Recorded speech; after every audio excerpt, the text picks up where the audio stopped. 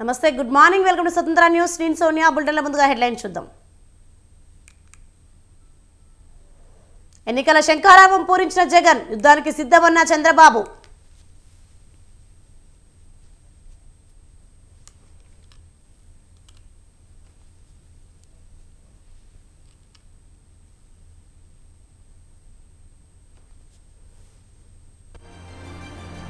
రాయలసీమ పర్యటనలో చంద్రబాబు నేడు కర్నూలులో రా కదలరా సభ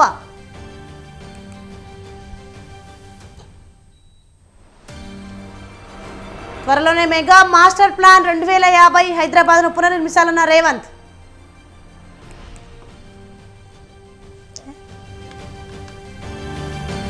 కీలక దశకు చేరిన బీహార్ రాజకీయం నేడు బీజేపీతో కలిసి కొత్త ప్రభుత్వం ఏర్పాటు చేయనున్న నితీష్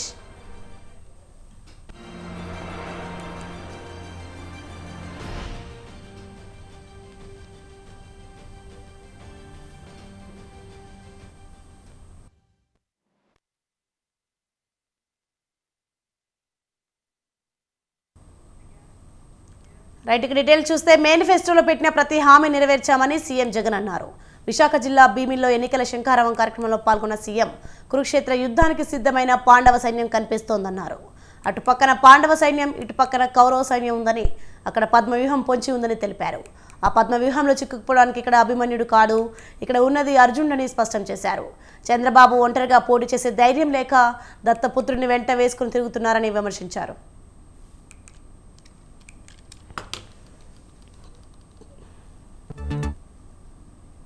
ఇది సౌండ్ రా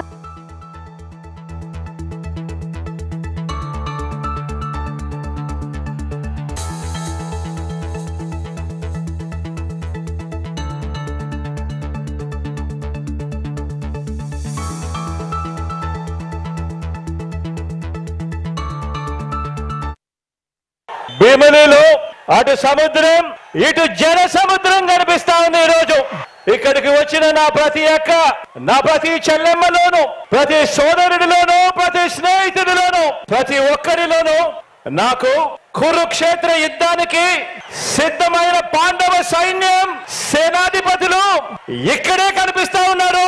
ఈ వేదికలో నుంచి ఇక్కడే చూస్తా ఉంటే ఇక్కడ పాండవ సైన్యం కనిపిస్తా ఉంటే అక్కడ కౌరవ సైన్యం ఉంది. వారి సైన్యంలో దుష్ట చతుష్టయం ఉంది, గజదంగల ముఠా ఉంది. వాళ్లకు వారి వ్యూహాలలో, వారి కుట్రల్లో, వారి కుతంత్రాలలో, మోసపూరిత వాగ్దానాల్లో, వెన్నుపోట్లు, పొత్తులు, ఎత్తులు, జిత్తుల పద్మవ్యూహం కనిపిస్తా ఉంది. అక్కడ పద్మవ్యూహంలో చిక్కుకొని వారి బాణాలకు బలైపోవడానికి ఇక్కడ ఉన్నది అభిమన్యుడు కాదు, ఇక్కడ ఉన్నది అర్జునుడు. ఆ అర్జునుడికి తోడు ప్రజలు, దేవుడి దయ. ఇక్కడ ఉన్న నా అన్నదమ్ములు, నా అక్క చెల్లెమ్మలందరూ ఈ యుద్ధంలో 175కు 175 టార్గెట్, 175కు 175 వైఎస్ఆర్ కాంగ్రెస్ పార్టీ టార్గెట్. ఈ యుద్ధంలో వైఎస్ఆర్ కాంగ్రెస్ పార్టీ గెలిపే లక్ష్యంగా మనం ప్రతి ఇంటికి, మనం ప్రతి ఊరికి, మనం ప్రతి ప్రాంతానికి చేసిన మంచి వల్ల చంద్రబాబుతో సహా అంతా కూడా ఓడాల్సిందే అని చెప్పి కూడా ఈ సందర్భంగా చెప్పడానికి గర్వపడతా ఉన్నా. మనకు అంతటి గొప్ప విజయాన్ని 2024 ఎన్నికల్లో మన పార్టీ జైత్ర యాత్రకు మరో 25 ఏళ్ల పాటు మన సంక్షేమ అభివృద్ధి పాలన కొనసాగింపునకు సన్నాహక సమావేశం ఈ రోజు ఇక్కడ ఈ భీముని పట్నంలో జరుగుతా ఉంది.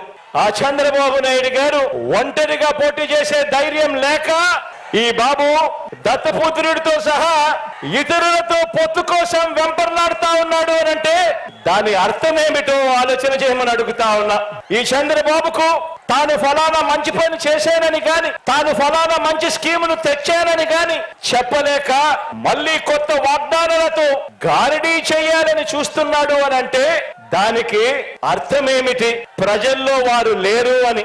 చివరికి 2019లో వచ్చినన్ని ఆ 23 స్థానాలు కూడా వాళ్లకు రావని, 175 స్థానాల్లో కనీసం పోటీ పెట్టేందుకు వాళ్లకు అభ్యర్థులు కూడా లేరని, మరో 70 రోజుల్లోనే ఎన్నికలు. ఈ యుద్ధం అబద్ధానికి నిజానికి మధ్య ఈ యుద్ధం జరుగుతా ఉంది. మోసానికి విశ్వసనీయతకు మధ్య ఈ యుద్ధం జరుగుతా ఉంది. వైసీపీ పాలనలో ప్రజలు అల్లాడిపోతున్నారని టీడీపీ అధినేత చంద్రబాబు ఆగ్రహం వ్యక్తం చేశారు. వీలేరు రాకదల్రా సభలో జగన్పై చంద్రబాబు మరోసారి తీవ్ర విమర్శలు చేశారు. జగన్కు అభ్యర్థులు కూడా దొరకడం లేదన్నారు. జగన్ను ఇంటికి పంపడానికి యువత రైతులు సిద్ధంగా ఉన్నారని తెలిపారు. జగన్ అధికార అహంకారాన్ని దించడానికి ప్రభుత్వ ఉద్యోగులు సిద్ధంగా ఉన్నారన్నారు. ఎన్నికల అనంతరం వైఎస్ఆర్ పార్టీ జెండా పీకేయడం తప్పదని స్పష్టం చేశారు. కురుక్షేత్ర ధర్మయుద్ధానికి జనసేన టీడీపీ సిద్ధంగా ఉన్నాయన్నారు. జగన్ అధికారంలోకి వచ్చాక ఒక్క అభివృద్ధి లేదు, ప్రాజెక్ట్ లేదు, పరిశ్రమ లేదని మండిపడ్డారు. వైసీపీ గుండాలకు హెచ్చరిస్తున్నా, ఖబర్దార్ జాగ్రత్తగా ఉండండి. మీ అరాచకాలకు భయపడే పార్టీ కాదు. 2004 తర్వాత చాలా మంది కార్యకర్తలను చంపేస్తే ఆ కార్యకర్తలకి ఎన్టీఆర్ మెమోరియల్ స్కూల్ పెట్టి చదివించిన పార్టీ తెలుగుదేశం పార్టీ. వాళ్ళ భవిష్యత్తుకు గ్యారంటీ ఇచ్చిన పార్టీ తెలుగుదేశం పార్టీ. ఈ రోజు అందుకే చెప్తున్నా, మీ లెక్కలన్నీ కూడా వేసుకుంటున్న వైఎస్ఆర్ కాంగ్రెస్ నాయకులు చిత్రగుప్తుడు మార్గ లెక్కలన్నీ రాస్తున్నా. వడ్డీ చక్కెర వడ్డీతో తిరిగి చెల్లిస్తా, ఎవరికి బకాయిలు ఉండవు. ఈ విషయం కూడా గుర్తుపెట్టుకోవాల్సిందిగా వైఎస్ఆర్ కాంగ్రెస్ నాయకుల్ని హెచ్చరిస్తున్నా. విశాఖపట్నంలో మీటింగ్ ఉంది, సిద్ధం కాదు, నిన్ను దించడానికి మేము సిద్ధంగా ఉన్నామని అక్కడికి వెళ్ళిపడాలి. గట్టిగా చప్పట్లు కూడా చెప్పాలి. కౌంట్ డౌన్ ప్రారంభమైంది. 74 రోజులే. ఈ రాష్ట్రానికి పట్టిన శని విరగడ కోసం 74 రోజులు ఉండాలి. నేను అడుగుతున్నా, ఈ తుగ్లక్ పాలనలో, ఈ సైకో పాలనలో దెబ్బతిన్న రంగం ఏమన్నా ఉందా? నాశనం కానటువంటి వ్యవస్థ ఏమైనా ఉన్నాయా అని మిమ్మల్ని అడుగుతున్నా. ఎక్కడ రోడ్లు ఉన్నాయా అని మిమ్మల్ని అడుగుతున్నా. వ్యవసాయ శాఖ కనపడుస్తుందని మిమ్మల్ని అడుగుతున్నా. విద్యాశాఖ పిల్లలకు చదువు చెప్పే పరిస్థితిలో ఉన్నారా అని మిమ్మల్ని అడుగుతున్నా. నష్టపోని వ్యక్తి లేదు, నాశనం చేయని వ్యవస్థ లేదు.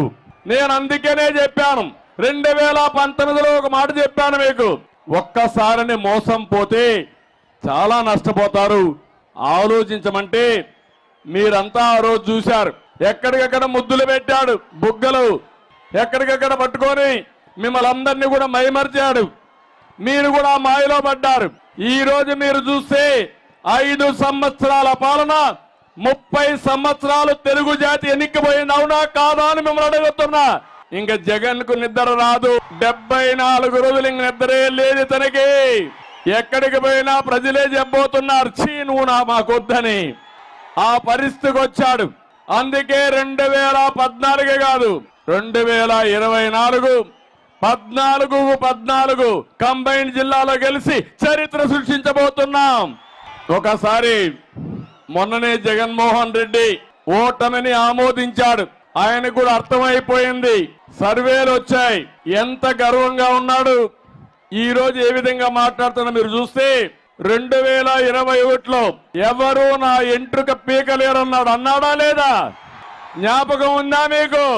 అంత గర్వంగా మనిషి అహంభావంగా ప్రవర్తించాడు.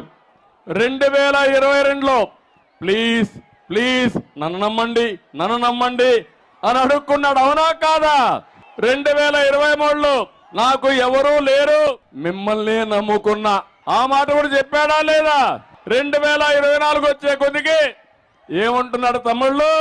హ్యాపీగా దిగిపోతాడంట. దిగిపోవడం కాదు, దించుతారు. జగన్ కుటుంబాన్ని కాంగ్రెస్ ముసుగులో చంద్రబాబు చీల్చారని మంత్రి పెద్దిరెడ్డి రామచంద్రారెడ్డి విమర్శించారు. చంద్రబాబు ఇచ్చిన స్క్రిప్ట్ను షర్మిల చదువుతున్నారని మండిపడ్డారు. ఎవరెన్ని కుట్రలు చేసినా వచ్చేది జగన్మోహన్ రెడ్డి ప్రభుత్వమేనని ఆయన స్పష్టం చేశారు. 2014 ఎన్నికల్లో చంద్రబాబు ఇచ్చిన హామీలు ఏమయ్యాయనేది చంద్రబాబు చెప్పాలన్నారు. అన్ని సంక్షేమ పథకాలకు ఇస్తా ఉన్నాడు. ఇది శ్రీలంక అయిపోయింది, శ్రీలంక మరి మనం దివాలా తీస్తుంది ఆంధ్ర రాష్ట్రం అన్నాడు. మరి ఆ కూత కూసిన చంద్రబాబు నాయుడు ఈ రోజు ఏం కూస్తా ఉన్నాడు? ఈ రోజు నేను అంతకంటే ఎక్కువ ఇస్తాను, గ్యారంటీ అంట.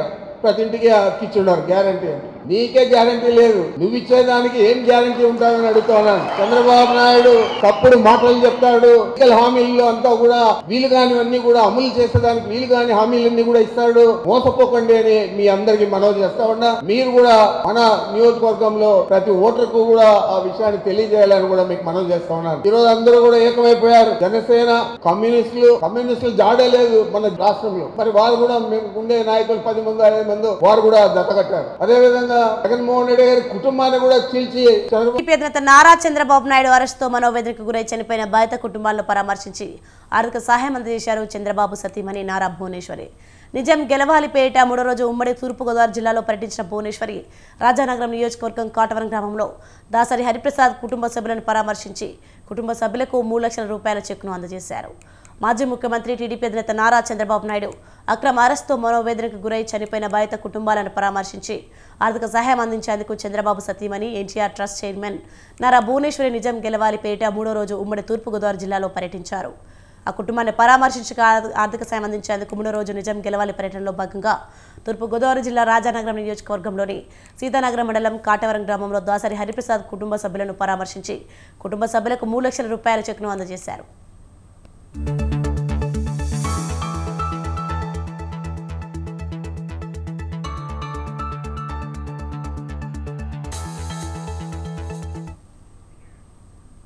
ఏపీలో ప్రాజెక్టుల నిర్వహణలో టీడీపీ వైసీపీ ప్రభుత్వాలు విఫలమయ్యాయని ఏపీసీసీ చీఫ్ షర్మిల అన్నారు.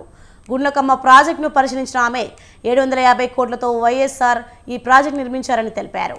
ఇప్పటికైనా జాగ్రత్తలు తీసుకోకపోతే ప్రాజెక్టు కొట్టుకుపోయే అవకాశం ఉందని ఈ సందర్భంగా తెలియజేశారు షర్మిల. అవినీతి జరిగింది కాబట్టే ఈ ప్రాజెక్టు కొట్టుకుపోయింది అని ఆరోపిస్తున్నారు. కనీసం రాజశేఖర రెడ్డి గారు ప్రాజెక్టు చేస్తే ఈ ప్రాజెక్టు ఈ రోజు ఉంది. మీరేం చేశారో తెలుగుదేశం పార్టీ సమాధానం చెప్పాలి.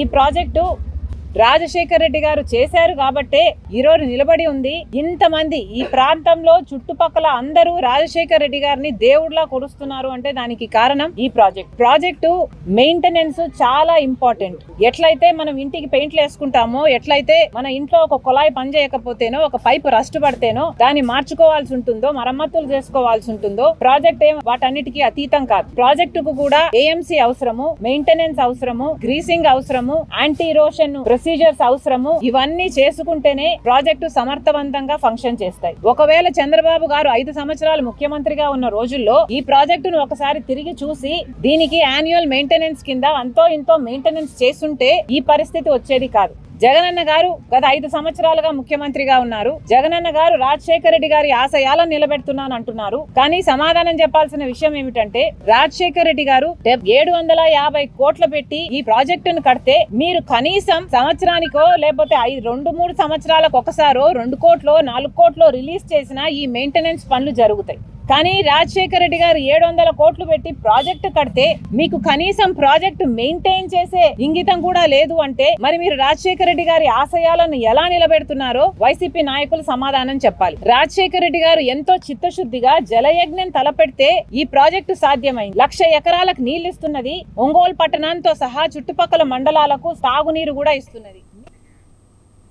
త్వరలోనే రాష్ట్రంలో కులగణన చేపడతామని ముఖ్యమంత్రి రేవంత్ రెడ్డి అన్నారు. ఎన్నికల ముందు ప్రజలకు ఇచ్చిన మాట ప్రకారం తమ ప్రభుత్వం ఈ నిర్ణయానికి కట్టుబడి ఉన్నట్లు తెలిపారు. కులగణనకు అవసరమైన చర్యలు చేపట్టాలని అధికారులను ఆదేశించారు.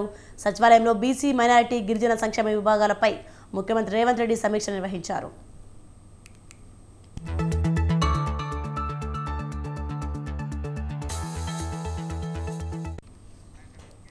రాష్ట్రంలో అద్దె భవనాల్లో ఉన్న సంక్షేమ గురుకుల పాఠశాలలకు సంబంధించి పూర్తి వివరాలను అందించాలని సూచించారు. వీటికి సొంత భవనాలు నిర్మించేందుకు ప్రతిపాదనలు సిద్ధం చేయాలని అన్నారు. యుద్ధ ప్రాతిపదికన భవనాల నిర్మాణానికి సరిపడే స్థలాలు ఎక్కడ ఉన్నాయో గుర్తించాలని అధికారులను ఆదేశించారు. ఒక్కో స్కూల్ నిర్మాణానికి ఎంత ఖర్చు అవుతుందో అంచనా వేసి బడ్జెట్ ప్రతిపాదనలు సిద్ధం చేయాలని అన్నారు.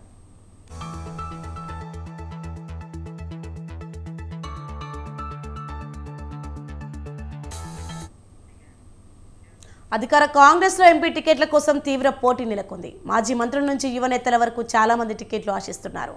సామాజిక సమీకరణాలు, గెలుపు అవకాశాలు, పార్టీ బలంపై పార్లమెంట్ నియోజకవర్గాల వారీగా సునీల్ కొనుగోలు టీం రంగంలోకి దిగింది. సునీల్ కొనుగోలు సర్వేల ఆధారంగానే పార్లమెంట్ టికెట్లు కేటాయించేందుకు కాంగ్రెస్ రెడీ అవుతుంది. ఇంతకీ ఎంపీ టికెట్ల పరిశీలనలో ఉన్న నేతలెవరు? టికెట్లు దక్కని నేతల పరిస్థితి ఏమిటి? రెబల్స్ అవుతారా? విధేయులుగానే ఉంటారా? Watch the story.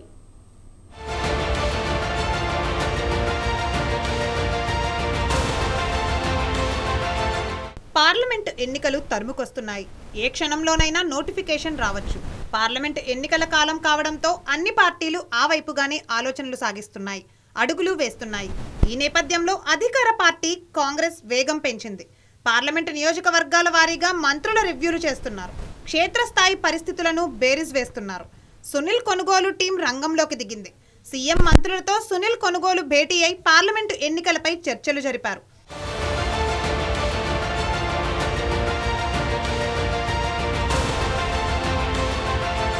నియోజకవర్గాల వారీగా చూస్తే ఎస్సీ రిజర్వ్డ్ స్థానాలపైన వరంగల్ టికెట్ రేసులో అద్దంకి దయాకర్, సిరిసిల్ల రాజయ్య, దొమ్మాట సాంబయ్యల పేరు వినిపిస్తున్నాయి. ఎమ్మెల్యే ఎమ్మెల్సీ అవకాశం చివరి నిమిషంలో చేజారిన అద్దంకి దయాకర్ వరంగల్ నుంచి దించాలని భావిస్తున్నారు. అదే సమయంలో మాజీ ఎంపీ సిరిసిల్ల రాజయ్య, సీనియర్ నేత దొమ్మాట సాంబయ్యలు టికెట్ కోసం ప్రయత్నిస్తున్నారు. ఎస్పీ శోభన్ బాబు సైతం టికెట్ కోసం ప్రయత్నిస్తున్నట్లు ప్రచారం జరుగుతోంది.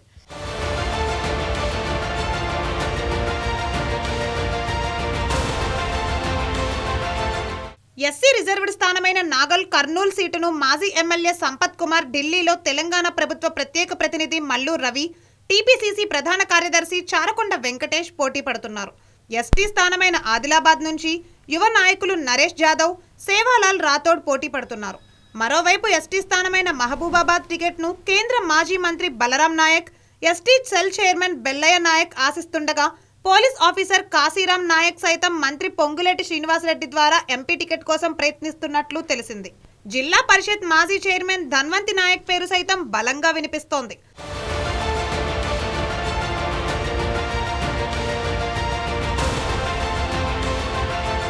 ఖమ్మం సీటును పలువురు కాంగ్రెస్ దిగ్గజ నేతలు ఆశిస్తున్నట్లు తెలుస్తోంది.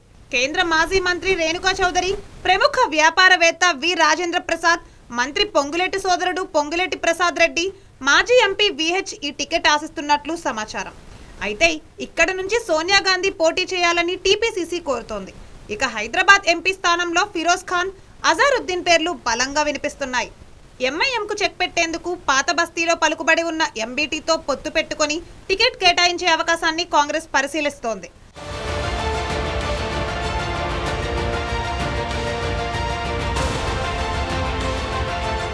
కరీంనగర్ కాంగ్రెస్ టికెట్ను మాజీ MLA Praveen Reddy, MLC Jeevan Reddy, BC సామాజిక వర్గం నుండి మాజీ ఎమ్మెల్సీ సంతోష్ కుమార్, మహిళా నేత నేరెళ్ల శారద ఆశిస్తున్నారు. ఎస్సీ సెగ్మెంట్ నుంచి ఎమ్మెల్యే గడ్డం వివేక్ కుమారుడు గడ్డం వంశీ, మాజీ ఎంపీ ఏ చంద్రశేఖర్ పేర్లు వినిపిస్తున్నాయి.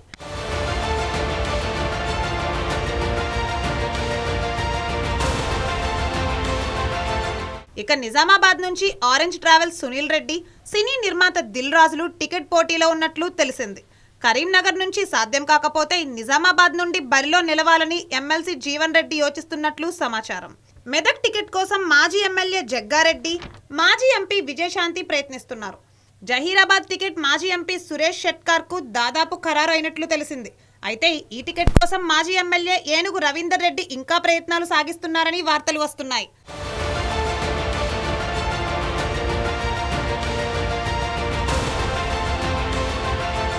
మల్కాజ్గిరి టికెట్ను మాజీ ఎమ్మెల్యే మైనంపల్లి హనుమంతరావు, మేడ్చల్ టికెట్ చేజారిన హరివర్ధన్ రెడ్డి ఆశిస్తున్నారు. సికింద్రాబాద్ నుంచి బరిలో నిలిచేందుకు చాలా మంది నేతలు పోటీ పడుతున్నారు. సికింద్రాబాద్ డీసీసీ ప్రెసిడెంట్ అనిల్ కుమార్ యాదవ్, వ్యాపారవేత్త వేణుగోపాల్ స్వామి, ఖైరతాబాద్ డీసీసీ ప్రెసిడెంట్ రోహిన్ రెడ్డి, మాజీ ఎమ్మెల్యే కోదండరెడ్డి ప్రయత్నిస్తున్నారు. చేవెళ్ల టికెట్ బీఆర్ఎస్ మాజీ మంత్రికి కేటాయించే అవకాశాలున్నట్లు ప్రచారం సాగుతోంది. అది వర్కౌట్ కాకపోతే బడంగ్పేట్ మేయర్ చిగురింత పారిజాత నరసింహారెడ్డి ముందు వరుసలో నిలుస్తున్నట్లు తెలిసింది.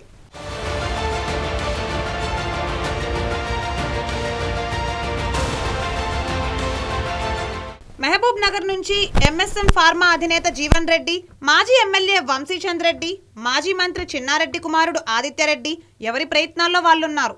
నల్గొండ టికెట్ మాజీ మంత్రి జానారెడ్డికే ఖరారు చేసినట్లు ప్రచారం జరుగుతోంది.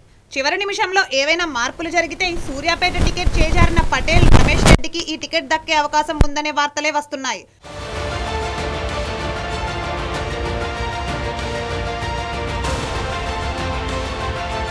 ఇక భువనగిరి టికెట్ కోసం TPCC vice president Chamala Kiran Kumar Reddy గట్టిగా ప్రయత్నిస్తున్నారని తెలిసింది. మంత్రి కోమటిరెడ్డి వెంకటరెడ్డి కుటుంబ సభ్యులు సైతం ఈ టికెట్ కోసం ట్రై చేస్తున్నట్లు తెలిసింది. వరంగల్ డీసీసీ మాజీ అధ్యక్షుడు జంగారెడ్డి, బీసీ కోటాలో ఉన్న కైలాష్ సైతం టికెట్ కోసం పట్టుబడుతున్నారని సమాచారం.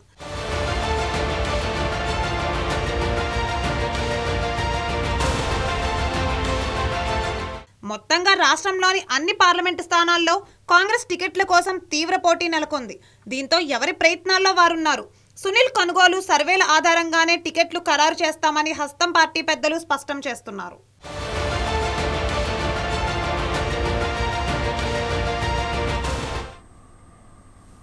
కేంద్ర మంత్రి అమిత్ షా తెలంగాణ పర్యటన రద్దయింది. బీహార్ రాజకీయ పరిణామాల నేపథ్యంలో టూర్ క్యాన్సిల్ అయింది. కాగా పార్లమెంట్ ఎన్నికలు సమీపిస్తున్న తరుణంలో తెలంగాణపై బీజేపీ నాయకత్వం దృష్టి సారించింది. అసెంబ్లీ ఎన్నికల ఫలితాలతో సంబంధం లేకుండా వచ్చే లోక్సభ ఎన్నికల్లో రాష్ట్రం నుంచి అత్యధిక స్థానాలు కైవసం చేసుకోవాలని చూస్తోంది. అందులో భాగంగానే అగ్రనేత అమిత్ షా పర్యటన జరగాల్సి ఉండేది. ఈ పర్యటనలో 3 జిల్లాల్లో జరిగే కీలక సమావేశాల్లో పాల్గొనేందుకు షెడ్యూల్ను సిద్ధం చేసుకున్నారు.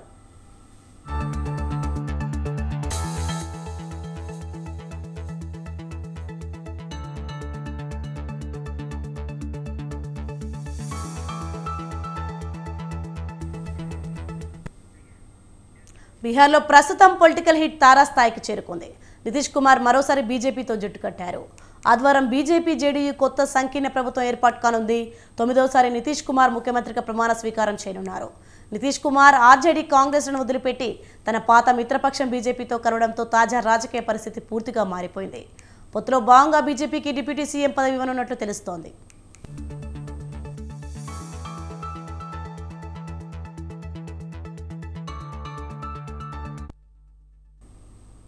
బీహార్లో రాజకీయాలు రసవత్తరంగా సాగుతున్నాయి. ఆర్జేడీ నేత బీహార్ మాజీ సీఎం రబ్రీదేవికి ఢిల్లీ రోజ్ ఎవెన్యూ కోర్టు సమన్లు జారీ చేసింది. భూమికి ఉద్యోగం కుంభకోణంలో రబ్రీదేవి, ఆమె కుమార్తెలు మిసా భారతి, హేమ యాదవ్లకు సమన్లు జారీ చేసింది. ఫిబ్రవరి 9న కోర్టుకు హాజరు కావాలని ఆదేశాలు జారీ చేసింది. ఈ కేసులో ప్రస్తుతం జ్యుడిషియల్ కస్టడీలో ఉన్న వ్యాపారవేత్త అమిత్ కత్యాల్కు ప్రొడక్షన్ వారెంట్ జారీ చేసింది. ఈడీ దాఖలు చేసిన అభియోగ పత్రాలు పరిగణలోకి తీసుకోవడానికి తగిన ఆధారాలు ఉన్నాయన్నారు ప్రత్యేక న్యాయమూర్తి జస్టిస్ విశాల్ గోగ్నే. ఈ కేసులో 4751 పేజీల ఛార్జ్ షీట్ను ఈడీ దాఖలు చేసింది. ఇందులో 2 సంస్థల నిందితులుగా పేర్కొంది.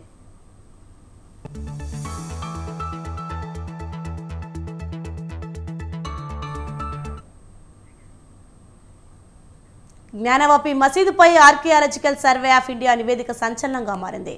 ఏఎస్ఐ సర్వేలో మసీదుకు ముందు అక్కడి పెద్ద హిందూ దేవాలయం ఉండేదని తేలింది. వారణాసి కోర్టు ఏఎస్ఐ నివేదికను బహిరంగపరచాలని, ఇరు పక్షాలకు రిపోర్టును అందించాలని ఆదేశించిన నేపథ్యంలో ఈ సర్వేకి చెందిన కీలక విషయాలు వెలుగులోకి వచ్చాయి. సర్వే తర్వాత విశ్వ హిందూ పరిషత్ జ్ఞానవాపి నిర్మాణాన్ని హిందువులకు అప్పగించాలని కోరింది.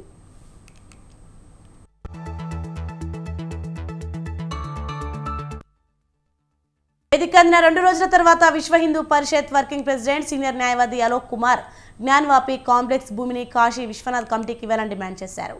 లోపల లభించిన శాసనాల్లో జనార్దన, రుద్ర, ఉమేశ్వర వంటి పేర్లు కనుగొనడం దేవాలయం ఉందనే దానికి సాక్ష్యమని అలోక్ కుమార్ అన్నారు.